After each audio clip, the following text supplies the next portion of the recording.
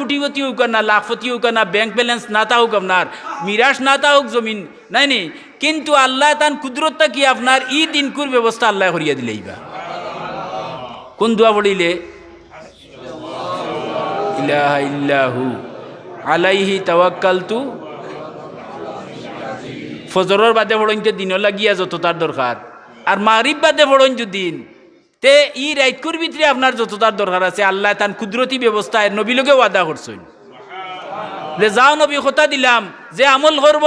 তারে দিনের বেলায় করলে দিনেরও কলতা দিমু, আর রাইতকুর বেলায় করেতে রাইতকুরও কলতা দিমু, আর হি দুয়া যারা পড়িব আমল করব এরারে বিনা হিসাবে ব্যস্ত দিমু। তে আমরা ফার্মনি জিও যারা কইছেন এরা বার্তা নাই, আর ইনশাল্লাহ যারা কইছেন এ কগা হলে বেটা যার একটা গাই লইতো বাজারও বুঝছেন নি, ফটো গিয়া দেখে বন্ধু এজনে তার সমবয়সী কুড়িরা তাই বাউসত করতা বিশ্রাত ও জিগাইল বন্ধুয়ে জিগাইরা বাই হয়ে যাইতাই বলে যাইতাম বাজারও একটা গাই লইতাম দুধর গাই, বলে ইনশাল্লাহ করবা, বলে যাও বা যাও ইনশাল্লাহ দি কিতা করতায়, বাজারও আছে গরু যাবো আছে টেকা ইনো ইনশাল্লাহর দরকার কিতা মাত পুচ্ছেন নি, তার কথা তো যুক্তিসঙ্গত,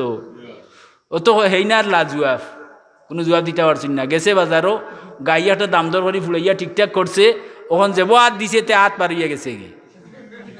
আমার বেটা হয় জলদি দেও, বলে আমার তো ফোকট মারাই নিছে কি, ফিরিয়া বাজারটা কি আর আবার আইয়া হয়েছেন খাড়া, বলে কিতা খবর, বলে আর কিতা খবর গাই তো লইছিলাম ইনশাল্লাহ আর ঠেকা দিতাম ইনশাল্লাহ, যাব হাত দিছি জেবর বাড়াবাই হাত গেছে কি ইনশাল্লাহ, ওখন ইনশাল্লাহ হইয়া লাভ